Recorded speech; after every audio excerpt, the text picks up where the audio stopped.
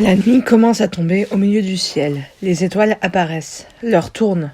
Mes yeux se ferment et je me retrouve au pays des rêves. Si jamais je ne me réveillais pas en Californie mais autre part, qu'est-ce que je ferais ? Si j'étais emportée dans un rêve surréaliste et qui me transporterait d'un endroit à un autre ? Je sais que c'est un peu invraisemblable. Mais si ça arrivait, si, par exemple, je m'endormais en route pour Los Angeles et que je me réveillais au Brésil, c'est impossible, ça existe seulement dans les films. Pourtant, je me suis dit un jour que si je m'endormais à Paris, je me réveillerais à Los Angeles pour être plus proche de mes rêves. Mais ça n'a plus d'importance maintenant car je suis en train de réaliser mes rêves. J'ai fait des choix et maintenant, je dois les assumer. J'entends toujours cette petite voix qui ne cesse de me dire « Assume, c'est bon, je crois que j'ai compris. » Je sens une main se glisser dans la mienne, je reconnais la douceur de la main de Gustave. Je feuillette mon journal et tombe sur des photos de mon année de terminale. Les larmes viennent de nouveau aux yeux, tant de souvenirs qui remontent à la surface. Mes larmes coulent en silence sur mes joues. Il est temps de refermer ce journal et de le rouvrir seulement en Californie. On dit souvent que les plus belles années de notre vie sont celles du lycée. Un vieux dicton américain. Je ne me souviens pas exactement de mon année de seconde, enfin, mis à part le fait que j'ai fait beaucoup de bêtises à 16 ans aussi, quand j'y pense. Mais au lycée, l'année que j'ai préférée est quand même la terminale, malgré le stress qui régnait dès la rentrée. Chapitre suivant, arrivée fracassante à Los Angeles. Quand je me réveille, je suis dans une chambre d'hôtel. Je n'ai aucun souvenir de mon arrivée sur le sol américain, ni du trajet entre l'aéroport et l'hôtel. Le soleil brille haut et clair dans le ciel et la chambre semble comme entourée par des palmiers. Je jette des coups d'œil autour de moi et aperçois les garçons, endormis. Le voyage a dû les épuiser tout autant que moi. Je m'approche de la fenêtre et l'ouvre en grand pour pouvoir respirer le bon air californien. Je fouille dans ma valise et en sors une petite robe noire, très sexy avec un dos nu. Je la pose sur le dossier d'une chaise et me rallonge pour réfléchir. À mon avis, je devrais faire comme pour le concert à Berlin que je donnais le jour de mon anniversaire. Je dois perdre la notion du temps. Girl ouvre les yeux et me voit éveillée. Léna, déjà réveillée ? Oui, heureusement. Il faut qu'on descende pour prendre le petit déjeuner. Sinon, on peut très bien aller s'acheter quelque chose en ville. Oui, si jamais les trois autres ne se réveillent pas à temps. Il m'attire contre lui pour me câliner. Je ne sais pas ce qu'ont les garçons en ce moment à vouloir à tour de rôle me serrer contre eux. Les jumeaux émergent du sommeil et Tom vient vers moi pour m'embrasser. Bonjour Léna, tu vas bien ? Ça va, merci. Bill m'embrasse à son tour. Bonjour ma chérie. Je lui fais la bise et regarde derrière moi. Gustave se réveille à son tour. Girk se réveille à son tour. Bon, bien, si tout le monde est réveillé, on va pouvoir y aller. Sauf si le restaurant de l'hôtel vient de terminer son service du matin. Évidemment. Je m'isole une minute dans la salle de bain pour m'habiller. J'enfile la petite robe noire sexy que j'ai mis de côté puis me maquille les yeux lourdement. Un regard sombre, voilà mon secret. Je retrouve les garçons devant la porte de la chambre. Je suis prête, mais tu es très jolie, mais on doit attendre Bill qui occupe à son tour la salle de bain. Je vois le genre. Contrairement à lui, je n'ai pas passé une heure dans la salle de bain. Bon, allez, je mets quoi ? Une petite demi-heure pour me maquiller. Bill sort enfin de la salle de bain et nous rejoint dans le couloir de l'hôtel. Girk ferme la porte et je me redresse car je sens mon ventre gargouiller. Tom le remarque et me fait un sourire. Nous descendons les escaliers, nous arrivons dans le restaurant qui, heureusement, n'a pas fini son service du petit déjeuner. Je précise que nous logeons dans l'un des plus prestigieux hôtels de Los Angeles, le Château Marmont, et que par conséquent, nous avons une armée de serveurs à notre disposition. Nous nous asseyons à une table et commandons un petit déjeuner typiquement américain. Je repense au tournage du film qui m'a entraîné dans cette aventure quand tout a commencé, enfin plus ou moins. J'avais passé un très bon moment et ce tournage s'était déroulé quand j'avais 14 ans. Bill prend la parole. Léna, si tu veux aller te balader en ville, tu peux. Je ne suis pas sûre que nous puissions sortir dans les rues. Pas de problème, Bill. Je finis mon assiette, puis je me lève de table, prends la clé de la chambre et vais faire ma toilette. Je dis ça, en fait, je vais juste me brosser les dents, puis je descends donner la clé au garçon et sors de l'hôtel. Un soleil éblouissant m'oblige à cligner des yeux. J'essaie tant bien que mal de me protéger les yeux et me mets à courir pour échapper à cette lumière intense. Je me réfugie dans un magasin, Banana Republic, en espérant que la lumière y sera moins forte. Une vague d'air conditionné glacé me tombe dessus. Je me retrouve nez à nez avec un garçon, enfin plutôt un homme, d'une trentaine d'années à peu près. Bonjour mademoiselle, puis-je vous aider ? Non, c'est bon, je regarde, vous êtes sûre ? Oui. Mais attendez, vous ne seriez pas Léna Staros ? Si, c'est moi. Je n'aurais peut-être pas dû avouer mais je ne peux quand même pas mentir sur mon identité, quoique si, mais je n'aime pas mentir, ce n'est pas mon genre. Je m'approche d'un stand avec des lunettes de soleil, j'en prends une paire et la mets. Si je rajoute une perruque en plus, je suis méconnaissable, mais encore faut-il que je la trouve, la perruque. Je m'approche de la caisse et décide de m'acheter cette paire de lunettes de soleil. Nous sommes en été, il faut bien se protéger les yeux. Après avoir payé à la caisse, je mets directement les lunettes sur le nez. Là me tient la porte au moment où je sors du magasin. Mademoiselle, vous êtes méconnaissable. Si c'est une blague, elle n'est pas marrante. J'y suis peut-être allée un peu fort sur ce coup-là, je quitte le magasin et m'engage sur le trottoir. Chapitre suivant. Une image d'ange ne me correspond pas. Très révélateur de ce que je suis aujourd'hui. Retour à l'hôtel dans la vaste salle de réception. Le groupe donne une conférence de presse et j'y participe. Pour un peu choquer et retenir l'attention des journalistes, j'ai misé sur le look provocateur, débardeur noir, mini-jupe en cuir, bas en résille et bottines à talons noirs, plus un maquillage très sombre. Je ne sais pas ce que j'ai à agir ainsi, car je me doute bien que les paparazzis de LA sont les pires charognards. J'ai eu envie de leur en donner pour leur argent. Je ne suis pas dans ma période sexy, me donne juste une image. Bill est assis à côté de moi, ne cesse de me prendre par les épaules. Tu n'aurais pas dû t'habiller comme ça. Pourquoi ? Tu vas beaucoup attirer l'attention sur toi à la conférence. Je sais, et on va te retrouver sur internet avec cette tenue. Et alors, ils peuvent me cataloguer de fashion faux pas, je m'en fiche. Los Angeles, c'est le royaume de l'apparence, et qui dit apparence dit look vestimentaire bien codé. Mais nombre d'artistes désobéissent à la règle. Et je suis dans le lot. C'est Tom qui a la parole au micro. Il m'appellera quand je devrais dire quelque chose. Le look sexy trash n'est à mon avis pas une référence en matière de mode ici, mais aucunement ne dit que tous les Californiens doivent avoir un look identique. Enfin, je dis look identique, mais dans la vie de tous les jours, on doit avant tout être bien habillé, donne une bonne image de soi. Sauf si on veut monter sur scène et se lâcher. C'est à mon tour de prendre la parole. Je m'approche du micro. Les journalistes s'attendent à ce que je raconte comment je me sens par rapport au concert, à cette soudaine notoriété qui m'entoure. Donc, je leur dis ce qu'ils veulent entendre. À la fin de la conférence, comme Bill me l'avait prédit, les photographes se sont tous lâchés sur moi et me suivent jusqu'à ce que je sorte de l'hôtel. Tout au long de Sunset Boulevard, on me harcèle de questions indiscrètes. J'en ai marre. Je me retourne, attrape brusquement un photographe et lui file un coup de pied puis une gifle. Je m'enfuis en courant. Si un de ses compagnons a eu le temps pour me prendre en photo, cette image va faire le tour du monde et je ne serai pas juste cataloguée de fashion faux pas, mais également de jeunes filles agressives ou ayant pété les plombs.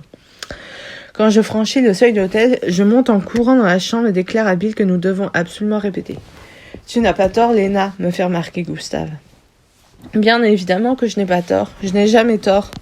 Non, je plaisante. Si vous voulez savoir ce qui se cache derrière les paillettes et strass, je vais vous en donner un petit aperçu. Nous sortons de l'hôtel pour nous rendre sur le lieu du concert afin de répéter. Enfin, entre nous, ce sera à tour de rôle, car j'assure juste la première partie. Je chante plusieurs de mes chansons les plus personnelles, mais qui sont souvent révélatrices de mon image. Rebellion, Incontrôlable et If You See. Ces 3 chansons sont les plus personnelles parmi celles que j'ai pu écrire. J'ai plongé au plus profond de mon cœur pour réussir à les écrire. J'espère que le public les aimera. Je ne supporte plus trop les chansons d'amour, celles où la chanteuse chante les louanges d'un garçon. Je suis plus à fond sur les chansons qui peuvent parler d'un combat, de tristesse, de mélancolie, de la vie et de la mort. Quand j'ai fini de chanter, je vais m'asseoir sur une chaise et je regarde les garçons chanter à leur tour. Leur musique m'envoûte et je sens mon corps entier planer au son de la voix du chanteur.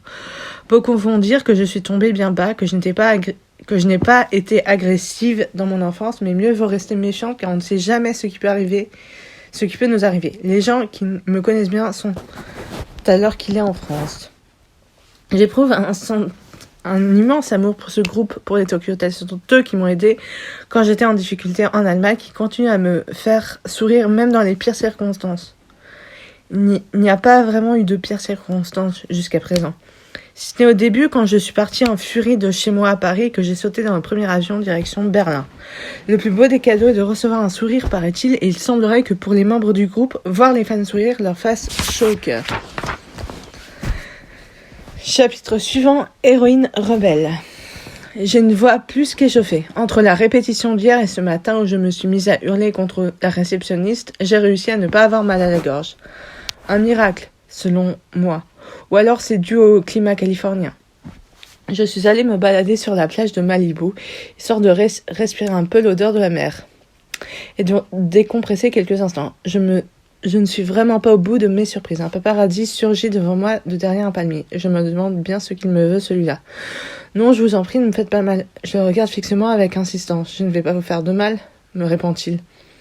L'air de rien, le paparazzi me photographie, mais au lieu de l'envoyer balader ou de le frapper, je prends la pose. Je joue les rebelles sexy et provocatrices. Cette petite séance photo improvisée est une façon de me venger, une manière de faire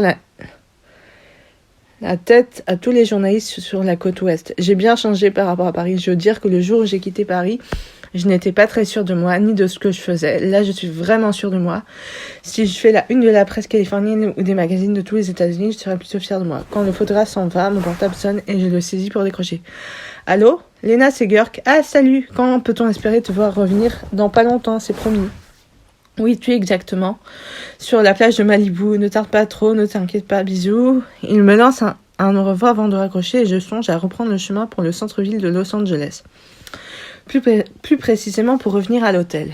Il faudra peut-être que je mette les garçons au courant de cette séance de photos improvisées, car les photos susceptibles de sortir seront un peu chocs et feront certainement couler beaucoup d'encre.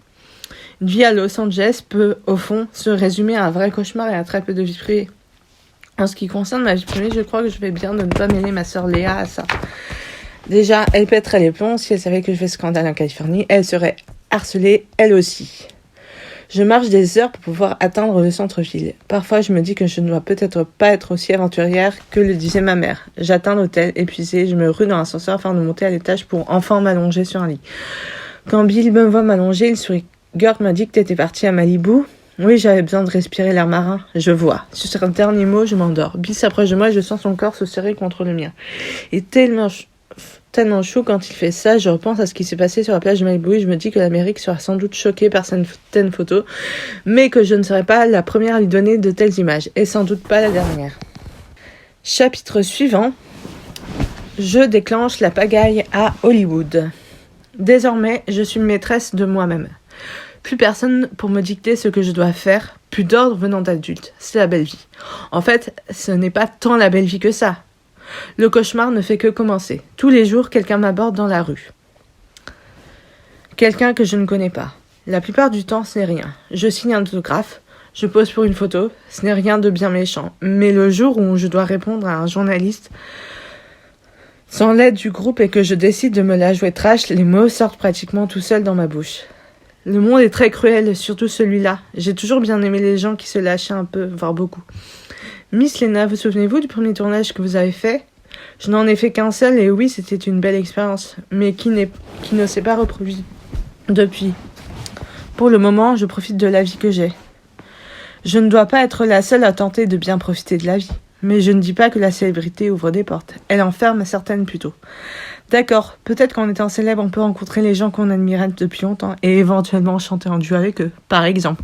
Mais si on veut se trouver un autre travail du genre en banquier, et oui, pourquoi pas? On ne peut pas car automatiquement le patron répondra « Non, désolé, ce n'est pas la peine, il y aura trop de monde au guichet, les gens ne pourront pas retirer leur argent tranquillement. » Simple exemple, vous l'aurez compris. Non que ça me soit déjà arrivé, bien sûr que non. Comment ai-je pu envisager de faire un autre métier, d'autres études que ce que je fais actuellement? Mon rêve de devenir écrivain... Autant concentrer mes efforts là-dessus. Tom vient me voir pour me féliciter. Tu es douée, Léna. Ah bon? Oui, tu as réussi à te construire une image dans le monde infernal de Hollywood. Oui, si on veut, mais une image un peu provocante. C'est ce qu'il faut faire. Je suis assise sur le lit dans la chambre d'hôtel et il est à côté de moi.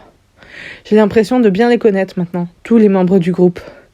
Je décide de sortir faire un tour, d'aller me balader. Je sors de la chambre et descends l'escalier. Je n'ai pas envie de passer par la réception et me débrouille pour déboucher directement sur le parking. Je mets mes lunettes de soleil et secoue mes cheveux blonds pour me donner un air. Une image, ça se cultive à Hollywood comme n'importe où. Si jamais un journaliste me pose la question « Pourquoi me donner un air rebelle ?», je rejetterai la faute sur celle que j'appelais ma mère autrefois. Autrefois, il me semble que c'était il y a très longtemps et pourtant c'était juste avant l'été. Dans quelques jours, je pense que l'interview où je fais des révélations le plus honnêtement possible tout en gardant un certain mystère sera dans un maximum de magazines. J'ai appris très jeune qu'il fallait mieux se cacher derrière une image si on ne voulait pas se faire détruire par le monde qui nous entoure. J'arrive sur Sunset Boulevard et je regarde que personne ne me suit. Non, personne. Mais il faut toujours être méfiant. Le monde est plein de parasites qui n'attendent qu'une seule chose, vous traquer pour ensuite vous détruire. Je décide de marcher très lentement pour pouvoir jeter des coups d'œil de temps à autre, mais j'oublie vite cette idée. À peine ai-je le temps de réfléchir à une autre stratégie qu'une fille se précipite vers moi avec toute sa bande de copines. Elle brandit ses appareils photo et se précipite vers moi avec et se mettent à pousser des cris surexcités. Je suis sur Sunset Boulevard à Hollywood, mais ce n'est pas super rassurant pour autant. Je n'ai pas de garde du corps, je ne peux pas frapper des filles. La police se mettrait à mes trousses. Je regarde un peu plus largement autour de moi et je vois une émeute se former. Des gens se pousser. Mais que se passe-t-il ? Quelqu'un se faufile prestement parmi tous les présents et vient se poser devant moi. Je ne connais pas ce visage, mais j'ai le sentiment que je dois prendre mes jambes en cou. D'ailleurs, c'est le message que semble vouloir me transmettre l'homme qui s'est ainsi faufilé, car il s'agit d'un homme. Sauve-toi vite. Mais je ne me le fais pas dire 2 fois, mais cela veut dire que je ne pourrai plus sortir dans la rue jusqu'au soir du concert. Dois-je retourner à l'hôtel ? Si je dois choisir entre ma conscience et mon cœur, vu qu'ils me disent exactement la même chose, je retourne me mettre à l'abri. Autre chapitre, la célébrité, c'est nul car elle vous entraîne directement en enfer, by Lena Starrose. Ce matin, je passe mon temps à regarder la télévision. Je n'ai pas spécialement envie de sortir et de toute façon, si c'est pour me faire harceler, ça n'en vaut pas la peine. Gustave m'a apporté mon petit déjeuner dans la chambre et s'est ensuite assis à côté de moi. Il n'est en rien obligé d'agir ainsi, bien sûr, mais il a l'air de tenir. Allez-vous demander pourquoi ? Mais je pense que je suis tombée en enfer ? Ou plus exactement, que j'ai mis les pieds en enfer et que je ne peux pas en ressortir ? Je vais dans la salle de bain et me regarde dans le miroir. Sans maquillage, je suis plutôt jolie. Enfin, jolie d'après moi. Et dans un sens que les autres ne peuvent peut-être pas comprendre, blonde aux yeux noisettes. L'envie d'aller prendre l'air est finalement plus forte que tout, plus forte que l'appréhension. Je décide de sortir, me balader un peu. J'embrasse Gustave sur la joue, enfile une tenue un peu dark, me maquille et sors de la chambre. Je passe devant une boutique de disques et décide d'y entrer quelques instants. La décoration est plutôt cool. Des posters de chanteurs des années 70 et 80. Un fan de musique doit probablement tenir cette boutique. Je cherche le rayon rock du regard au fond du magasin. Je me précipite devant ce rayon et cherche un CD de Bon Jovi. Miracle, je le trouve. Je prends l'étiquette et regarde le prix. Vu que je ne suis pas en voyage touristique, je préfère ne pas en acheter, puisqu'au fond, je n'ai pas d'argent sur moi. Enfin, juste un tout petit peu. De quoi tenir jusqu'à ce que je rentre en Europe. Mais bon. Je remets le CD à sa place et suis sur le point de partir quand j'entends un clic. Je me retourne et vois une petite fille brandir son portable. Non, ai-je envie de crier, mais je savais bien que je prenais un risque en sortant. En plus, c'est quoi cette manie d'offrir un téléphone portable aux petites Californiennes ? Encore une stupide habitude que je ne comprendrai sans doute jamais.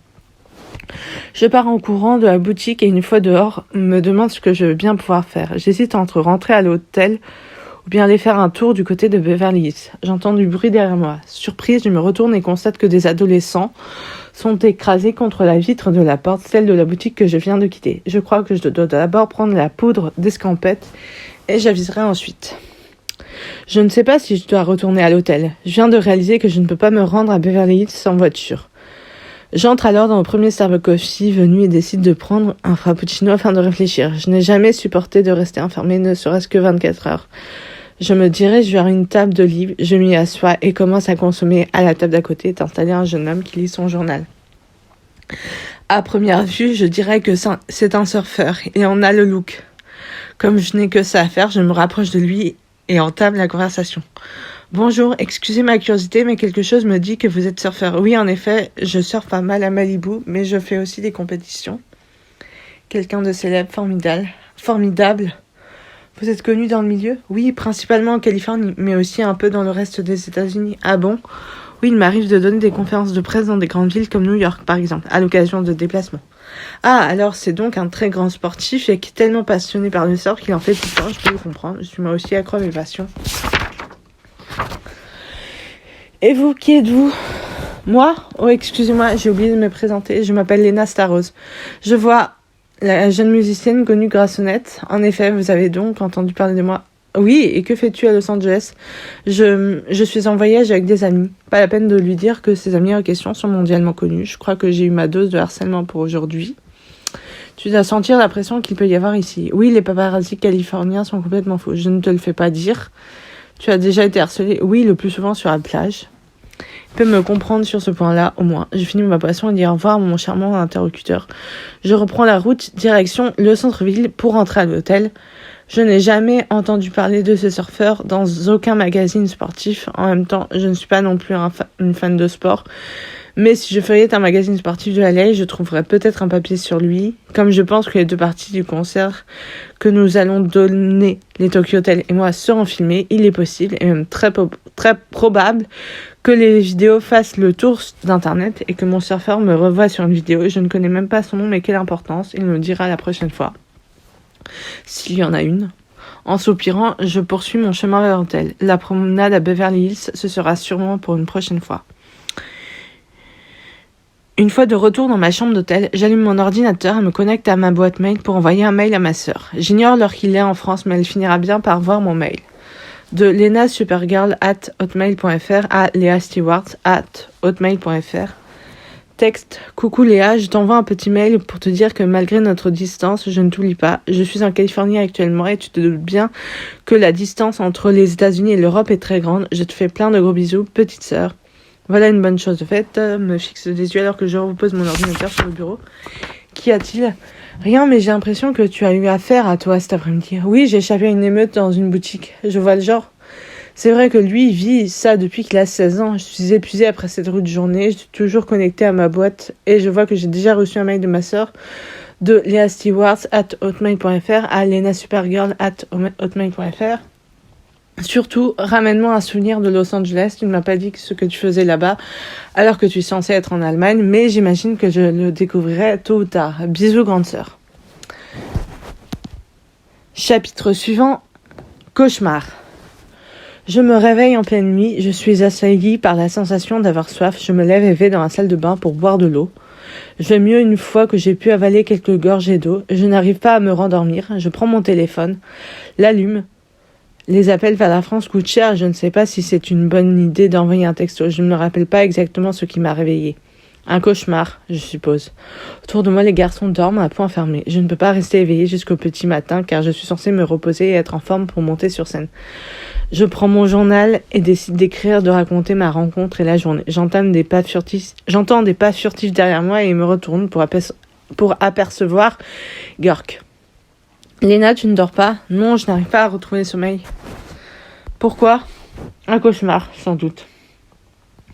Tu devrais essayer de te rendormir. Peut-être, mais je n'y arrive pas. Essaye, fais-le pour moi. Ok, mais c'est bien parce que je t'aime. Sur ces bonnes paroles, je range mon journal intime et me recouche. Je pars loin dans mes rêves. Bizarrement, je rêve de la même chose qu'à Magdebourg quand j'avais dormi chez les jumeaux. Un jardin rempli de ronces, joli mais qui blesse. Je me refais la même réflexion. J'ai peur. Je suis seule dans ce jardin, il n'y a personne. Pas même un certain groupe qui me protège tant depuis quelque temps. J'ai beau essayer de garder les yeux fermés et de retenir mon cri, je n'y parviens pas. Du coup, je sursaute en ouvrant les yeux et en poussant un grand cri. Gustave se réveille lui aussi en sursaut et accourt vers moi. Léna, tu vas bien ? J'ai les larmes aux yeux. Non, ça ne va pas. Pourquoi ? Un cauchemar me hante et je ne sais pas comment m'en débarrasser. Tu veux que je te fasse un câlin ? Je fais oui de la tête. Il me prend dans ses bras. Mes larmes coulent contre son torse. Je sais, je ne suis pas mignonne quand je pleure. Je suis un ange en détresse qui recherche juste de la tendresse. Les jumeaux dorment et Gustave s'est recouché. J'ai l'impression d'être bien à l'abri, enfermée dans les bras de Gustave.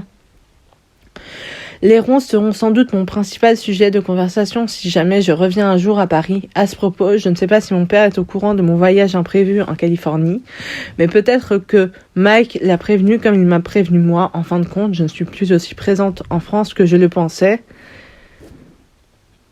Beaucoup de choses ont sans doute changé. Rien que de penser au changement en France, ça me fait peur. Je pensais que les cauchemars n'étaient valables qu'une seule fois, qu'une fois qu'on l'avait fait, on ne pouvait pas refaire un cauchemar. Mais il semblerait que je me sois trompée. Je vais à la fenêtre, mais ne l'ouvre pas comme j'ai l'habitude de le faire. Je regarde au loin le soleil se lever. J'imagine un monde rempli de couleurs et sans paparazzi. Non, ça c'est impossible. Je suis toujours près de Gustave et n'ayant toujours pas envie de me rendormir, je me pelote encore plus dans ses bras. Je me force à penser à autre chose qu'à ce stupide cauchemar, mais je me mets à penser à Sarah, mon amie hambourgeoise qui va passer la fin de l'été à Berlin et qui va en profiter pour préparer la rentrée. Elle a bien de la chance, car je ne rentrerai moi qu'à la fin du mois en Allemagne. Je pense certains artistes de mon âge qui sont tombés en dépression à cause des sentiments ou d'histoires d'amour devenus trop publics. Parfois, je me dis que les garçons, ils sont toujours pour quelque chose dans les malheurs des filles. Après, je ne parle pas spécialement des musiciens ou des chanteurs, mais vous voyez à peu près ce que je veux dire. Chapitre suivant, en avant la musique et le stress. Les garçons ont répété comme des fous. Je dis ça car je les ai observés. Pour ma part, je n'ai pas besoin de vraies répétitions. J'ai juste besoin d'apprendre mes chansons par cœur et d'enfiler une tenue provocante. Les projecteurs font le reste. Pour dire la vérité, me produire dans une célèbre salle de concert de Los Angeles me donne un peu le trac. Je tente d'imaginer une autre personne à ma place, mais à qui puis-je penser ? Ma sœur ? Déjà qu'elle n'aime pas monter sur scène, si elle devait se produire au Hollywood Bowl, salle de concert située sur les collines d'Hollywood, je crois qu'elle partira en courant. J'attrape mon journal intime et le feuillette. Je replonge dans mes souvenirs de terminale. Je sais, c'est stupide, mais c'est comme ça. À côté de moi, le groupe répète et j'ai écouté tellement de fois leur CD l'année dernière que je ne peux pas m'empêcher de ranimer de bons souvenirs. Pour moi, la musique est une drogue et je suis shootée en permanence. Je décide d'envoyer un SMS en Europe, même si cela risque de me coûter cher. Pas seulement à moi d'ailleurs, si j'ai bien compris. J'envoie un texto à Sarah. Hello Sarah, c'est Léna. Je voulais juste savoir si nous commencions bien les cours début septembre. Bisous, option envoyée. Je ne sais pas dans combien de temps elle va recevoir ce SMS, mais je sais qu'entre la Californie et l'Europe, il peut s'écouler plusieurs heures, plusieurs minutes. Je ne sais pas exactement. Je me lève et me dirige vers la fenêtre. Je ne sais pas ce que j'ai en ce moment avec les fenêtres, mais je dois être passionnée. Non, je plaisante. Une fois que je l'ai ouvert, un grand coup de vent me souffle dans le visage et fait balayer mes cheveux blonds. De près, on m'a souvent dit que j'avais tout d'une Californienne, mais je ne vois toujours pas le rapprochement entre moi qui suis une vraie petite Française et les Californiennes typiques. Mais bon, on ne peut pas toujours contrôler ce que les gens disent sur nous. Je sens que quelque chose me remet le cœur. J'essaie de me calmer, mais je n'y parviens pas. On prend un début de panique. Je vais dans ce qui fait office de cuisine et me sers un verre d'eau. Je me sens un peu mieux après avoir bu. Je retourne vers les garçons et m'approche de Bill. Je ne me sens pas très bien, à vrai dire. Qu'est-ce que tu as ? Je ne sais pas, j'ai le cœur en panique. Tu as peur, tu crois ? J'en suis sûre. Je n'ose pas l'avouer, c'est dingue, mais je n'ose même pas me l'avouer à moi-même. Le concert à Los Angeles ne sera pas comme un simple concert à Bercy. Bon d'accord, un concert à Bercy, ce n'est pas simple non plus. Je dis ça alors que je n'ai jamais eu la chance d'en faire un à Bercy, mais bon, Tom pose sa guitare et s'approche de nous. Léna ne va pas bien, elle a peur. Oh ma chérie, il ne faut pas. En même temps, tu peux la comprendre, c'est la première fois qu'elle se produit en Californie. Oui, je sais ce qu'elle ressent. Peut-être que dans ces moments-là, les larmes sont la meilleure solution. C'est ce que je décide de croire. Je laisse mes larmes couler alors que je ne suis pas triste du tout. C'est juste le stress. Rien d'autre. La musique est une thérapie, avait dit une adolescente un jour. Elle ne savait pas à quel point elle avait raison. Des gens sont prêts à donner leur vie rien que pour la musique, comme le groupe du TH. Bill me prend dans ses bras afin de me calmer. Je suis calme. En réalité, très calme, mais je n'arrive pas à sécher mes larmes. En fixant Bill du regard, je me libère de son étreinte et m'approche du micro. Chanter m'a toujours fait du bien sans musique. A cappella, je me mets à interpréter Rebellion. I know something nobody knows. Change my world in dream. Something nice, something bad. Don't you know everything in me in dangerous? I hate everything of life. One always tells me what I have to do. I love, I like, trust me. I want to go and make my rebellion. L'écriture et la musique peuvent parfois s'associer. Personne ne gère mon image et personne ne me dit ce qui est bien ou mal. La chanson Rebellion reflète à mon avis mon état d'esprit actuel, à l'heure qu'il est. Je ne peux pas mieux expliquer ce que je suis devenue. Et selon moi, Bill me connaissait bien pour dire exactement la même chose. Dans ma tête, la musique défile. Je veux dire par là que je me sens dépendante d'elle. De toute façon, ma vie ne tient plus qu'à un fil dorénavant. J'ai décidé de faire quelque chose de très difficile où le risque de plonger en dépression est grand. Chapitre suivant, je fais tourner la tête des photographes. On m'a souvent dit que l'image qu'on donnait de soi nous reflétait vraiment. Je ne pense pas que cela soit vrai, parce que si on se donne une image qui n'est pas vraiment nous, c'est peut-être aussi pour se protéger. Aujourd'hui, de bon matin, j'ai une subite idée. Je vais me balader à Hollywood Boulevard, repère des paparazzis, pour montrer que je n'ai plus peur d'eux. J'enfile une mini-jupe en cuir avec un débardeur noir, puis je mets mes bottes de motard. Je sors discrètement de la chambre pour ne pas éveiller les garçons. Je passe devant la réception pour sortir de l'hôtel cette fois-ci. J'imagine que les paparazzis ne savent pas où est notre hôtel, ou alors ils ont la flemme d'y aller pour planquer toutes les nuits, et je me dirige vers Hollywood Boulevard. Je ne suis pas prudente sur ce coup-là. J'ai déjà montré aux paparazzis en Allemagne ce que je savais faire, mais pas ceux d'ici qu'on dit être les pires. Ça va sans doute être une autre paire de manches. Au pire des cas, je crée un scandale. J'atteins l'un des quartiers les plus chics de Los Angeles sans difficulté et m'installe sur l'un des très rares bancs qu'on y trouve, la fille qui guette les paparazzis. Je mets mes lunettes sur mon nez, je fais comme si de rien n'était. Soudain, une petite pluie de flash jaillit de nulle part. Les photographes me prennent sous tous les angles. Je crois que j'ai réussi mon coup, mais certains s'approchent un peu trop de moi et quittant mon banc, je commence à reculer, mais je ne sais pas dans quelle direction aller. Ma vue se brouille, mes oreilles bourdonnent, je sens que je suis sur le point de perdre connaissance.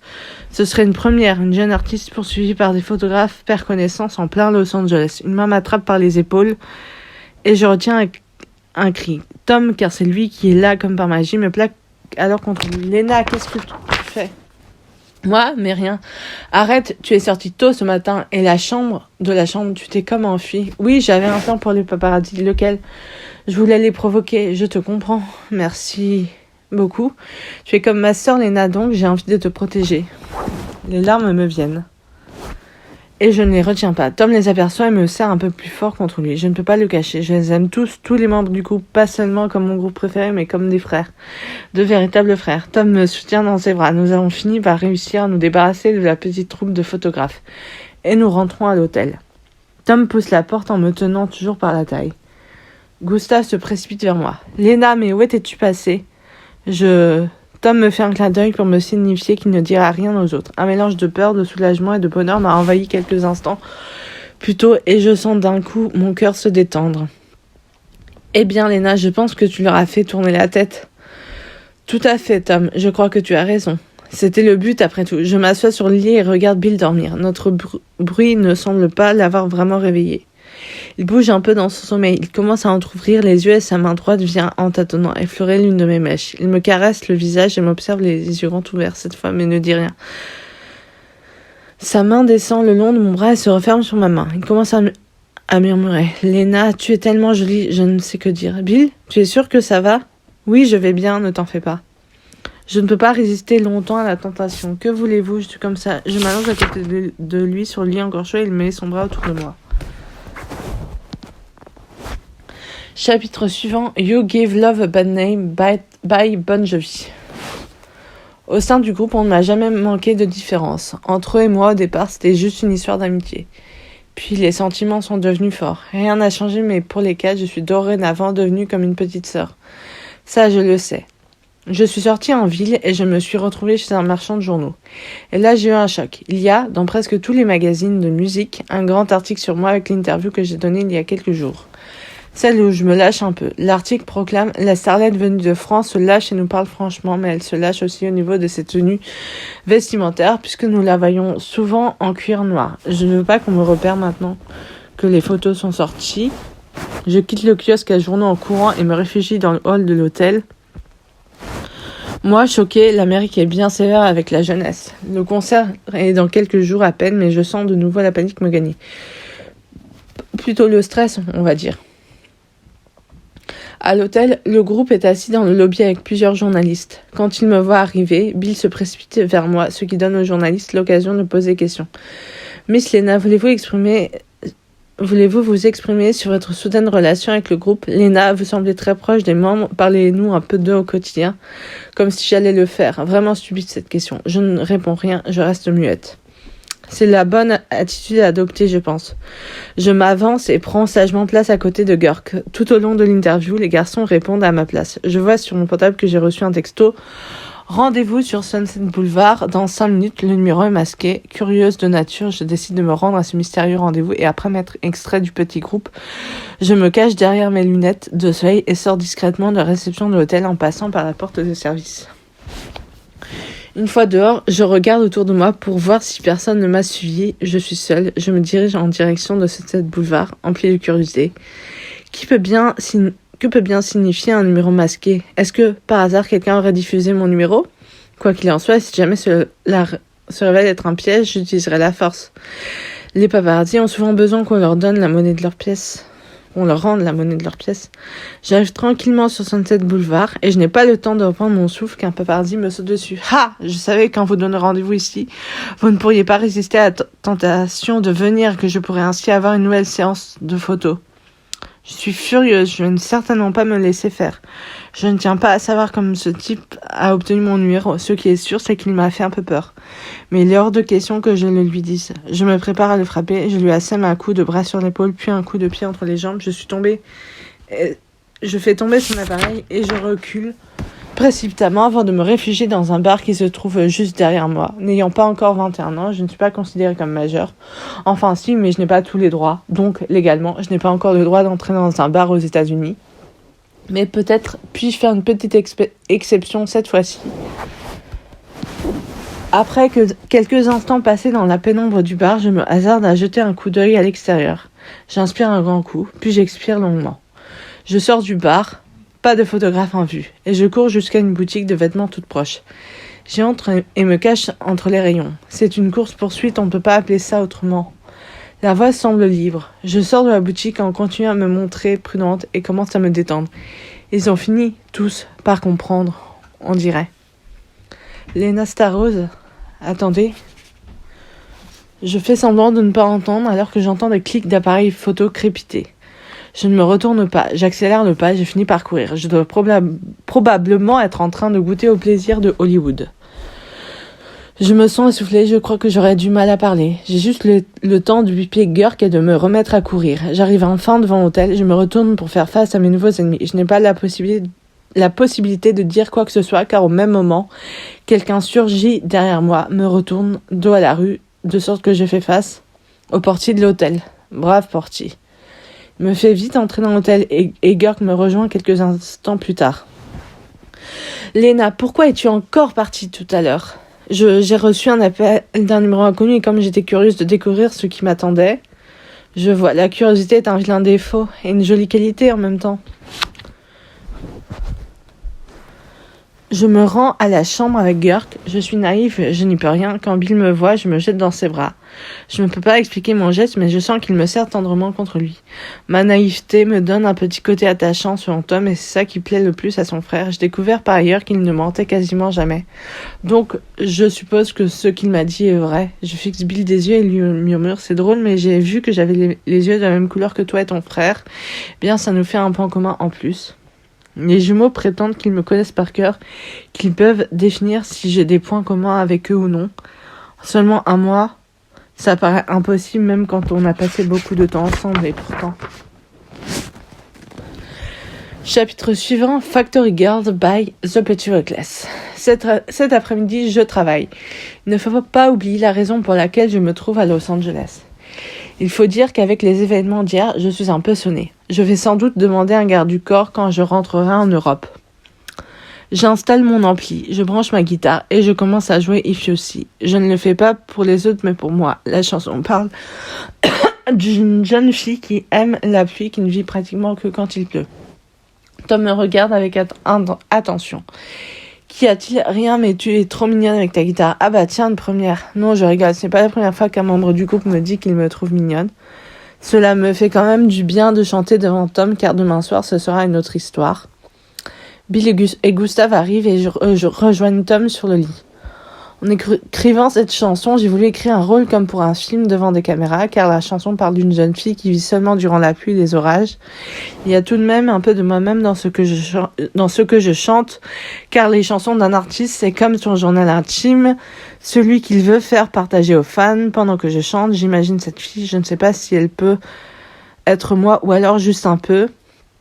La fille qui se fait rejeter par les autres, qui se trouve différente et qui se fait souvent détester juste à cause de l'image que l'on a d'elle, ou bien qui se fait critiquer. Je peux vous dire que j'ai connu pire que les critiques au lycée, le harcèlement pratiquement tous les jours. J'avais souvent envie de m'enfuir. Les producteurs de musique contrôlent l'image de l'artiste, c'est bien connu, mais ils ne contrôlent pas les pensées. Ou alors, est-ce que le monde est encore plus fou que je ne l'imaginais, en particulier à Hollywood ? Le fait de me dire que les membres du groupe me verront des coulisses me donne encore plus le trac. Quand on est habitué à la scène, on a aussi l'habitude du trac. Je change et joue Rebellion, je chante en même temps. Cette chanson, je l'avais écrite durant mon année de terminale. Et oui, j'avais déjà pour ambition de m'enfuir, mais pas parce que j'étais amoureuse, parce que je voulais m'éloigner et que j'avais le pressentiment que quelque chose arriverait. Résultat, je me suis enfuie et je ne regrette rien. Et je ne suis même pas tombée amoureuse entre-temps. L'Amérique me définit comme rebelle et provocante. C'est un peu court, non? Ce que je cherche, c'est surtout à me forger une carapace dans ce milieu cruel. Un milieu que j'aime tant, pourtant. Puis il me prend par la main et me dépose un baiser sur la joue. Je chante encore incontrôlable et le regarde en même temps. Quand je range ma guitare, je m'allonge sur le lit. Bill, pourquoi tu m'as observé? Je n'ai pas le droit. Si, mais je voudrais savoir pourquoi. Parce que tu es une formidable petite sœur. Je me lève et l'embrasse sur la joue. Je le vois rougir. C'est trop mignon. Tant que ce sont seulement les garçons qui me regardent pour le moment. Demain soir, il y aura des milliers d'yeux fixés sur moi. Chapitre suivant, Satisfaction by The Rolling Stones. Quelques heures plus tard, je suis au restaurant de l'hôtel avec les garçons. J'ai revêtu ma plus jolie robe noire pour dîner en leur compagnie. Bill s'est mis en tête de nous faire un peu déstresser en vue du concert de demain soir. Je suis assise entre les jumeaux et je commence à les interroger. Vous n'avez pas le trac? Non, ça va et toi, Bill? Pas vraiment, mais je parie que pour toi, Lena, c'est une autre histoire. Oui, c'est quand même la première fois que je vais me produire à Los Angeles. En tout cas, c'est super que tu aies accepté de faire ce concert avec nous. Mais de rien, vraiment de rien. Et puis comme ça, je me fabrique plein de super souvenirs avant la reprise des cours. Le serveur interrompt notre conversation pour nous demander ce que nous choisissons. Pour ma part, je prends un filet mignon avec des pâtes et les garçons choisissent chacun un burger avec des frites. Plat typiquement américain. Je me dis qu'il est temps qu'ils sachent pour le coup qu'on a monté contre moi sur Sunset Boulevard, alors je leur explique tout d'un trait. Après tout, même si j'ai déjà 18 ans, je suis sous leur responsabilité. Je conclus par « Et Gurk est venu à mon secours ensuite. »« Tu es son héros, Gurk. »« Merci, Tom, répond Gurk en riant. Les plats arrivent, je mange tout en fixant mes convives des yeux. Oh, mais c'est pas vrai, maintenant ça me prend à moi aussi de la regarder fixement et sans raison. Comme hypnotisé, Gurk me sourit et je lui rends son sourire. Je sens une main caresser la mienne et je lève les yeux vers celui qui a fait ça. C'est Tom. Je suis content que tu aies dit ce qui s'était passé aux autres. Je n'aurais jamais pu le faire sans toi, merci. De rien, petite sœur. C'est adorable tout ce que vous avez fait pour moi. Mais c'est parce qu'on t'aime, voyons. Je dépose un baiser sur la joue de Tom. Il sourit. J'aime bien son sourire. Il est vraiment mignon. Je bois une gorgée d'eau et lève la tête en l'air. Je ne sais pas ce que la soirée de demain me réserve, mais laissons faire le destin. Une fois que j'ai fini mon plat, je me perds dans mes pensées. Je me surprends à contempler les 4 visages qui m'entourent. Ces visages que j'ai dû contempler des centaines de fois sur des posters durant des années et qui sont si proches de moi maintenant. Enfin, avant, j'étais juste Lena Stewart, une fille comme les autres. Enfin, presque. Maintenant, à ma majorité, j'ai pris le nom de mon père, Star Rose. Après le dîner, nous remontons tous dans la chambre. Je n'ose pas m'endormir car j'ai peur de refaire le même cauchemar. Tom me regarde dans les yeux tout en me souriant. Il veut sans doute me dire que je n'ai pas de raison d'avoir peur. Je n'ai pas peur des esprits ni des fantômes, mais des nuances. Endors-toi, Lena, tout se passera bien. C'est facile pour toi de dire ça, ce n'est pas ton cauchemar. Non, mais tout se passera bien, et puis on est là. Je ferme les yeux et concentre mes pensées sur quelque chose qui me rend heureuse. Le meilleur moyen de faire disparaître un cauchemar, c'est de ne pas penser à lui. Plein feu sur les artistes. Le grand jour est arrivé. Je me réveille avec une excitation débordante. Je prends un bon petit déjeuner composé de pancakes et d'un œuf au plat au restaurant de l'hôtel. Puis je remonte m'habiller. Ensuite, je quitte l'hôtel en compagnie des garçons et de leur garde du corps pour me rendre à la salle de concert. Nous sortons de la voiture. Bill me tient par les épaules et me serre contre lui en même temps au cas où. On ne sait jamais ce qui peut arriver dans les rues de Los Angeles. Nous entrons dans la salle de concert, je laisse les garçons s'installer dans les loges, pendant que j'installe mon propre petit matériel. Bien que j'ai seulement 18 ans, je sens que mon destin est déjà tout tracé. J'ai déjà eu l'opportunité de me produire dans de petites salles de spectacle comme la Boule Noire ou le Bataclan à Paris. Mais ici, c'est autre chose. Aux États-Unis, tout prend tout de suite une autre dimension. Je répète plusieurs fois pour me chauffer la voix avant d'aller boire de l'eau. Chanter, ça donne soif. À votre avis, pourquoi les chanteurs ont-ils toujours une bouteille d'eau à leur disposition pendant les concerts ? Je regarde maintenant les garçons répéter et les souvenirs du concert à Berlin me reviennent. C'était il n'y a pas si longtemps. Je suis obligée de rester dans la salle jusqu'à ce soir. Je ne dois en aucun cas me montrer. Sinon, ça gâcherait toute la surprise. J'attrape mon journal que j'emporte partout avec moi, prends un stylo et commence à écrire. Quand je reviendrai à l'université, j'aurai plein de choses à raconter à Sarah. Ce concert s'annonce génial et le public promet d'être à fond. Comme à chaque concert du groupe, je répète encore une fois incontrôlable. I have a dream in my head. They look at me. I like to see how they speak of me.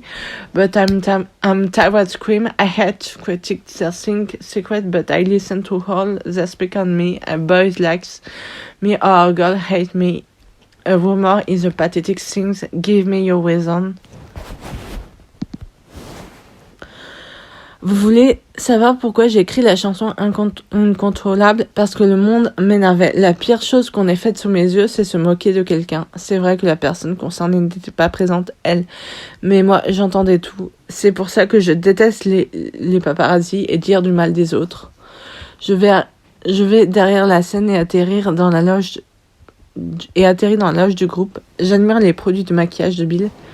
Puis je vais voir ma tenue de scène. Elle est composée d'un bustier noir avec une mini-jupe de la même couleur. Et ça, je pense que je porterai mes bottes noires avec une tête de mort sur le côté. Je m'assois sur une chaise en attendant que l'heure tourne. Les garçons viennent me rejoindre, un peu essoufflés. Il faut qu'on soit en forme pour le concert de ce soir. Justement, on a prévu des pâtes pour le dîner. Chouette, mon plat préféré. Tant mieux, car tu vas avoir besoin d'énergie sur scène, Léna. Un peu plus tard, nous sommes assises à une petite table où l'on a servi des pâtes. C'est vrai que les sucres lents donnent de l'énergie, donc c'est idéal avant de monter sur scène. Comme avant un marathon, j'entends les fans arriver et le Hollywood Bowl se remplir. Je ne l'entends pas seulement, je le sens également. Ça y est, le public est au rendez-vous. La salle est comble, tout comme l'excitation. En première partie, c'est à moi de jouer. Le moment le plus intense que j'ai connu de ma courte existence va commencer. Les lumières s'éteignent, je monte sur scène avec ma guitare. Surprise, la salle ne m'en accueille pas moins par une slave d'applaudissements. Je m'installe derrière le micro et j'entame Rebellion. Il y a une connexion incroyable dans ces moments avec le public. Parfois, ça en devient presque effrayant. Je vois bien que certaines jeunes filles sont fascinées au premier rang car elles ont sans doute déjà vu mon visage quelque part. Sauf que ce soir, j'ai rangé la couronne qu'on m'avait décernée en tant que musicienne et j'ai sorti mon micro. Autrement dit, celle que tout le monde croyait connaître est restée en Europe et c'est une jeune fille nouvelle qui voyage, qui se produit devant le public californien. Je sais, vous vous demanderez sans doute si ce n'est pas un peu fou. Eh bien, si ça l'est, car avoir plusieurs priorités dans la vie et néanmoins devoir faire un choix, ça peut se révéler compliqué par la suite. À la fin de If aussi, je lance gentiment mais fermement un And Now Tokyo Hotel sonore dans le micro et je quitte la scène sous les cris de joie. Show Must Go On by Queen. Autre chapitre. J'assiste au spectacle aux premières loges. Certes, je suis légèrement cachée dans les coulisses, mais je m'en fiche un peu. Le spectacle est hallucinant, surtout Bill dans son costume de scène. Mais le plus mignon des quatre reste Gustave derrière sa batterie. Alors que Bill chante Pain of Love, il veut me voir dans les coulisses et me prend par la main. Je suis abasourdie par son geste, mais je n'ai pas le temps de respirer calme. Il m'a emmenée sur la scène et il me tend un second micro. Le cœur déjà rempli de joie, je chante avec lui cette chanson. C'est fou, c'est magique, c'est un rêve. Je suis sur la scène de l'une des plus grandes et plus célèbres salles au monde et devant une foule en délire. Je chante avec mon groupe préféré. Bill me regarde avec amour. Nous faisons de Pain of Love un duo. Je me retrouve un peu dans ses paroles car il y est question d'une peine d'amour. Je suis toujours habillée de ma tenue de scène. Les projecteurs sont tantôt sur moi, tantôt sur Bill, tantôt sur les trois autres membres du groupe. Un vrai concert avec de la magie, encore une fois. Le moment que je préfère sur scène, c'est quand vient le tour de la chanson Dogs Unleashed, car j'ai la chance de pouvoir monter sur la moto avec Bill, et là, je m'éclate vraiment. Quand je chantais en première partie, je ne me sentais pas nerveuse du tout, mais là, je ressens un maximum de pression. Je sens les projecteurs jeter toute leur lumière sur eux et moi. Nous chantons la chanson Hey You ensemble, sans oublier Noise. Ce n'est pas très grave si je ne connais pas toutes les paroles des chansons de leur album par cœur, car Bill me reprend gentiment. Je joue avec les lumières, je bouge sur scène avec un entrain de tous les diables sur la chanson Human Connect to Human et je chante en même temps. Le public chante nos paroles mot pour mot. C'est une soirée de folie. Comme je porte des extensions dans ma chevelure, je m'amuse à cacher mon visage avec mes cheveux. On a joué la rebelle comme je le fais en interview. La plus énergique des chansons est Breakaway. Je fais semblant de tenir une conversation avec le chanteur, Bill, et l'effet est vraiment marrant. Je me la joue rebelle, mais en vérité, j'en suis vraiment une, car sinon je ne serais pas ici. Quand nous chantons World Behind My Wall, je reste droite derrière le micro, je ne bouge presque pas. Je bouge beaucoup plus sur Ready Set Go et sur Humanoid. Bien sûr, les plus belles chansons à mon sens sont quand même Love and Death et In Your Shadow I Can Shine. Bill me regarde droit dans les yeux pendant qu'il chante comme si j'étais... En fait, je sais pas exactement. Nous improvisons des petits pas de danse sur Automatic Escumane. Le spectacle prend vraiment fin quand arrive Forever Now. À la fin de cette dernière chanson, je rejoins les coulisses. Alors que je me dirige vers la loge, Bill me rappelle. Léna, oui, viens vers moi s'il te plaît. Je m'approche de lui et là il me prend avec force par le bras et sur scène devant son public en délire et transporté de bonheur, il s'exclame: je tiens à remercier notre petite sœur Léna Staros qui a fait notre première partie et qui a chanté en duo avec moi. Les fans ne me hurlent pas dessus. J'avais en fait un peu peur d'une éventuelle réaction de jalousie. Non, elle pousse des cris de joie, je n'en reviens toujours pas. Quand nous sommes revenus dans la loge, après plusieurs rappels, et alors que nous sommes en sueur, je me jette dans les bras de Billy. Merci beaucoup. De rien, Léna, de rien, c'est tellement normal. Impulsivement, je l'embrasse sur la joue, mais pour un long baiser appuyé. Vous vous attendiez à un baiser d'amoureux passionné, et non, je considère Billy comme mon frère, je ne le vois pas autrement. Sur le coup, je me sens comblée de bonheur. Le bonheur est une chose rare, m'a-t-on dit une fois. C'est vrai qu'à certains moments de ma vie, je me suis sentie très malheureuse, mais là, j'ai retrouvé le sourire. Et ce soir à Los Angeles a été comme une apothéose. J'ai maintenant une vie à Berlin, un endroit où faire mes études. Et puis 4 grands frères qui m'aiment et que j'aime tendrement et qui n'ont cessé de me protéger et de me faire du bien.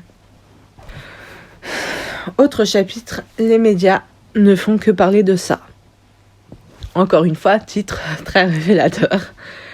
La soirée de la veille a été un véritable rêve. Quand je suis sortie pour aller rejoindre le groupe dans la voiture, ils étaient sortis par une autre porte. Des filles se sont littéralement jetées sur moi pour me prendre en photo, pour réclamer un autographe. La rançon de la gloire, comme on dit. Heureusement, la voiture n'a pas tardé à passer et j'ai pu m'y mettre à l'abri. Retour à l'hôtel pour les 5 artistes, épuisants, suants mais heureux. Ce matin, je me suis réveillée avec le bruit de la télévision dans la tête. Quand j'ai ouvert les yeux, j'ai vu que la télé était effectivement allumée et que Gurk regardait les informations. Les 3 autres en faisaient autant. Je me suis redressée dans le lit, encore un peu ensommeillée. On ne parle que du concert d'hier soir, c'est génial. Ça, c'était couru d'avance, mais on parle surtout de Léna. Que disent-ils à mon sujet? Rien d'intéressant. D'accord. Ils me disent ça, mais je pense que je vais découvrir ce qui a bien pu se dire en tombant sur un magazine par hasard. Je décide de m'habiller et d'aller faire un tour. Puis je me tourne vers Bill. Je vais faire un saut dehors pour prendre l'air, mais je serai de retour pour le petit déjeuner. Fais attention à toi, surtout, hein. Ne t'inquiète pas. Pour compenser mon départ, je l'embrasse doucement sur le front. Je prends mon sac, il glisse mon portable et quitte la chambre. Comme à mon habitude, je descends l'escalier et sors par la porte de service. J'arrive dehors et la première chose que je fais, c'est mettre mes lunettes de soleil. J'avance prudemment dans la rue, jette des regards aux alentours pour voir si personne ne me suit. Quand je vois un magasin de journaux, je m'y précipite. Mais à peine ai-je franchi le seuil de la porte que je m'arrête net. Des dizaines de photos me représentant au concert sont en plein comptoir et les titres proclament: la jeune fille de 18 ans abandonne sa couronne musicale qu'elle porte depuis son arrivée en Allemagne au temps d'une soirée et prend son micro pour nous offrir une prestation époustouflante. Vêtue d'une tenue sexy, elle chante en première partie de Tokyo Hotel. On la retrouve ensuite dansante avec le charmant chanteur du groupe Bill. Une chose est sûre, A Star is Born. Cette French rebelle sexy provocante n'a pas fini de nous étonner. J'ajuste bien mes lunettes de soleil sur le nez, je sors de la boutique. Je commence à marcher un peu au hasard dans les rues, mais un jeune homme me croise et me bouscule. En voulant s'excuser, il me reconnaît. « Tu es bien Lena Starrose ? Oui, c'est moi. Je viens de débuter à Hollywood dans la réalisation et je cherche des jeunes acteurs pour mon film. C'est incroyable que je te croise ce matin, juste après le génial concert d'hier soir. Alors je te pose ma question du tac au tac. Veux-tu jouer dans mon film ? Non, je ne peux pas. Non, je suis désolée, mais je vais entrer à l'université à Berlin en septembre. Je dois donc retourner en Allemagne et je veux à tout prix me concentrer sur mes cours. Il me regarde comme si j'étais une créature venue d'ailleurs que de la planète Terre, venue d'une autre planète où l'on ne connaîtrait pas Hollywood. Mais enfin, tu sais combien de jeunes filles rêveraient d'être à ta place ? Tu seras ma star dans le rôle titre de mon film. Tu manques ta chance, Lena Starrose, vraiment. Non, encore une fois, ça ne m'intéresse pas pour le moment. J'ai déjà beaucoup de chance d'avoir été acceptée dans une fac de lettres en Allemagne. Tu passes à côté d'un rêve, je ne te comprends pas, dit-il sans doute vexé par mon refus. Alors j'ai déjà réalisé une partie de mes rêves. Hollywood attendra. Je suis jeune et j'ai tout mon temps maintenant. Laissez-moi tranquille, s'il vous plaît. Cette discussion va casser son image dans cette ville sublime et mythique, qui adore dévorer celles et ceux qu'elle a aimés. Eh bien, allez-y, allez rapporter notre conversation à qui vous voulez. Je m'en moque. Ce n'est pas vous qui me dicterez ce que je dois faire.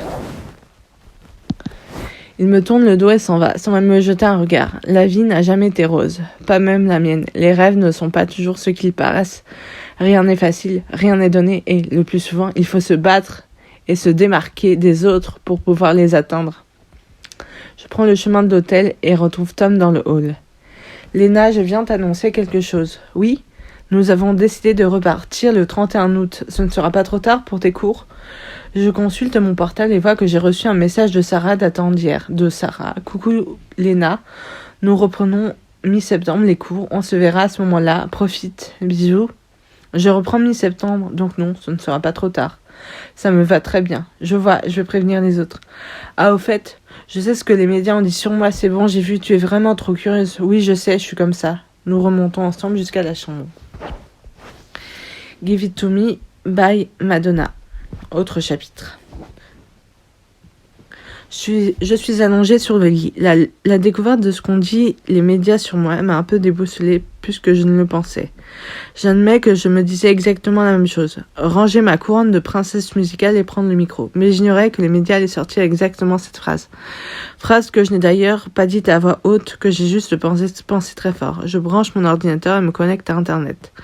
Je vais dans Google Actualité, je tape le nom du groupe. C'est très mal ce que je fais, mais la tentation l'emporte. Je tombe sur une page où une photo me montre dansant sur scène avec Bill. Voilà ce que dit l'article.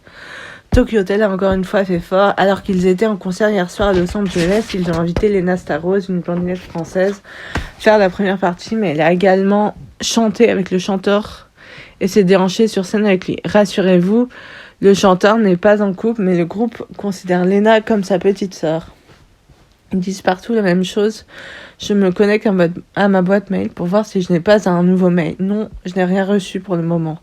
Mais attendons quelques heures et je suis sûre que je serai inondée de mails. Ceux qui auront vu la vidéo du concert m'assailleront de leurs critiques et avis. Je vais sur le site YouTube et lance de la musique un peu dance qui arrive toujours à me remonter le moral. Girl s'approche et jette un coup d'œil par-dessus mon épaule. Si je ne te connaissais pas, je te demanderais ce qui ne va pas. Je ne suis pas démoralisée. Ah non ? Non. Alors qu'y a-t-il ? Ce que j'ai vu dans la presse, c'était exactement ce que j'ai pensé hier soir sur scène. Je vois, mais tu sais, la presse peut aussi raconter n'importe quoi. Je sais, mais ce qui m'échappe, c'est de ne pas comprendre comment ils ont pu deviner ça. Ils ne l'ont pas deviné, Lena. C'est juste que dans la vraie vie, on t'a attribué le surnom de princesse. Et que tu casses cette image quand tu montes sur scène. Tu as raison, mais je n'aime pas ce concept. Lequel ? Que les gens s'imaginent que j'ai une sorte de double vie et que par conséquent, je mène une vie de rêve alors que c'est souvent le cauchemar dans ma vie. Je comprends, mais bon, les gens sont stupides. Merci, je le sais bien. Une fois la chanson Dance terminée, je me déconnecte d'Internet et vais sur le balcon. Je respire l'air doux, chauffé par le soleil de Californie. Au final, les gens peuvent croire ce qu'ils veulent, les fans du groupe comme les autres. Je me suis toujours imaginé qu'on vivait dans un monde de parasites et parfois je regrette de ne pas vivre au pays des bisounours. Ce serait trop beau pour être vrai. Je sors mon portable de ma poche et vais dans mes photos où je contemple une photo du groupe. Peut-être que je l'ai prise sur Internet, mais elle est vraiment belle. J'ai subitement envie d'aller me balader en ville. J'enfile une petite robe noire, prends mon sac avec mon portable dedans et quitte la chambre. Cette fois-ci, je sors par la porte principale de l'hôtel. Je n'ai rien à craindre, alors tout tenté, je me dirige vers un Starbucks aussi pour me prendre une petite douceur. Je commande un cappuccino avec de la crème, mais très peu de chantilly. Je fais, disons, attention à ce que je mange et pourtant, je ne suis pas mannequin. Mais pas besoin d'être mannequin pour penser à sa ligne et vouloir être jolie. Une fois ma boisson à la main, je regarde la salle pour voir où m'asseoir. Ma grande surprise, je découvre une table occupée par quelqu'un que j'ai déjà vu quelque part. Mais je ne me rappelle pas où. C'est un jeune homme, je décide de prendre place à côté de lui. Bonjour, excusez-moi, mais je crois vous avoir déjà vu quelque part. Oui, je pense qu'on s'est vu dans un Starbucks. Je suis surfeur. Ah oui, vous étiez bien en concert hier soir. Oui, des vidéos ont été postées dès ce matin sur YouTube. Ah bon? Oui, et je les ai toutes visionnées, figurez-vous. C'est moi où ce gars va me rendre folle. C'est un surfeur ou un fan? Ou bien les deux? Quoi qu'il en soit, il me bombarde de questions auxquelles je ne m'attendais vraiment pas. Il me pose aussi des questions sur la relation que j'ai avec le groupe Tokyo Hotel, mais je n'y réponds pas. Déjà que les jumeaux ont très peu de vie privée, alors je ne vais certainement pas en rajouter. Au bout d'un moment, il s'excuse, me dit au revoir et s'en va. Je pousse un profond soupir de soulagement et termine tranquillement ma boisson avant de partir moi aussi. Si je ne suis pas devenue folle au cours de ce véritable interrogatoire, c'est peut-être un miracle. Ma vie ressemble à un film d'action. Autre chapitre. Ce matin, je suis réveillée avant les garçons. Je ne tiens pas particulièrement à descendre prendre mon petit déjeuner toute seule, alors je vais sur le balcon. Une belle surprise m'attend, ou plutôt nous attend, les garçons et moi. Des paparazzis font le pied de grue devant l'hôtel et ne m'ont pas remarqué. Du moins pas encore. J'hésite entre prévenir les garçons ou régler cette affaire toute seule. Que faire? La dernière fois que j'ai réglé une histoire comme ça toute seule, ça s'est mal terminé. Je retourne à la chambre et reste assise sur le lit. Je n'ai plus qu'à attendre qu'un des membres se réveille. C'est Geur qui émerge en premier, je lui saute dessus. Léna, tu es déjà debout? Oui, mais écoute, dis-moi, il y a des paparazzis dehors devant l'hôtel. Oh non, ils ne sont pas venus au début du séjour, alors pourquoi maintenant? Je ne sais pas, mais on va devoir régler ça. Attendons au moins que les autres se réveillent. Ouais, mais bon. Je sais que les jumeaux ont le sommeil lourd. Par bonheur, ils commencent l'un et l'autre à ouvrir les yeux. Je sais que ce n'est pas très cool, mais je me jette sur leur lit. Léna, tu es déjà réveillée? Oui, et d'ailleurs, tu as un truc important à nous dire? Oui, laissez-moi parler. Ok, on t'écoute. Dans la rue, il y a des paparazzis qui campent devant l'hôtel. Bill fronce les sourcils. On va devoir régler rapidement ce problème. C'est ce que j'ai dit à Léna pendant que vous dormiez encore. Gustave me lance un clin d'œil. Il a raison sur ce point car sinon, ni eux ni moi ne pourront sortir de l'hôtel. Nous descendons prendre le petit déjeuner au restaurant et je sens mon estomac se nouer. Je n'ai guère d'appétit mais je fais quand même un effort pour avaler de quoi tenir la journée. Puis nous sortons tous ensemble d'un seul coup de l'hôtel et nous nous retrouvons alors en une seconde au proie au flash des appareils photo. Je pense à faire un petit test et je m'approche d'un photographe. La colère s'est emparée de moi, je lui décoche un coup de coude qui fait tomber son appareil. Puis je me retourne dans l'intention de m'attaquer aux autres. Je m'approche de l'un d'eux avant qu'il ait le réflexe de réagir, je lui réserve le même sort. Les autres détalent sans me demander le reste. Finalement, je me tourne vers mes amis qui me font tous un grand sourire. On devrait vraiment laisser Léna régler leur compte à tous les paparazzis qui nous harcèlent. Mais Bill ne va pas toujours le faire, faut pas rêver non plus. Pouf de rire, Tom me regarde. Me fera toujours rigoler. Chapitre suivant. Attention by Tokyo Hotel. Quelques heures plus tard, je suis sur Sunset Boulevard avec le groupe. On a décidé de se promener, de profiter de la vie, même si les gardes du corps sont aussi de sortie avec nous. Je marche à côté de Gustave et je suis légèrement perdue dans mes pensées. Bon d'accord, je suis complètement perdue dans mes pensées. Ce séjour en Californie m'aura permis de vivre quelques jours dans la peau d'une star californienne. Bill vient me prendre la main et je l'interroge du regard. Il me répond par un sourire. Comme je ne sais pas trop ce qu'il veut dire par là, je décide d'utiliser la parole. Ça va, Bill? Oui, pourquoi? Pour rien, mais... Tu es venu me prendre la main comme ça sans rien dire. J'avais juste envie de sentir ta présence à mes côtés. Au moins si direct comme déclaration. Je me retrouve donc entre Bill et Gustave, l'un me tenant par la main et l'autre m'ayant pris par le bras. Nous nous arrêtons dans un bar après avoir marché un petit moment. On s'installe au bar et Bill commande. Pour ma part, je prends un cocktail de fruits et les garçons des boissons alcoolisées. Je me demande si je réussirai un jour à récupérer du décalage horaire quand je rentrerai en Allemagne. Une chanson de Tokyo Hotel résonne dans ma tête, une chanson qui n'a pas été interprétée en concert. Il s'agit d'Attention. Larmes montent aux yeux, je sens mon cœur cogner fort dans ma poitrine. Bill voit tout de suite que quelque chose ne va pas. Ma chérie, ça ne va pas? Si, mais je pensais juste à une de vos chansons. Laquelle? Attention. Elle est vraiment très touchante, elle me fait tellement pleurer. Il ne faut pas. Il abandonne sa place quelques instants pour me prendre dans ses bras. Mes larmes redoublent et coulent à présent sur mes joues. Je n'essaie pas de les cacher car je sais que pleurer fait quelquefois du bien. Mais cette fois, rien ne me stresse ni ne me rend triste. Ce sont juste des larmes naturelles, des larmes d'émotion. Je sais que beaucoup des fans dans le monde pleurent pour leur groupe et je ne fais pas exception à la règle. Les boissons arrivent, je récupère mon cocktail après m'être un peu calmé tandis que Bill rejoint sa place.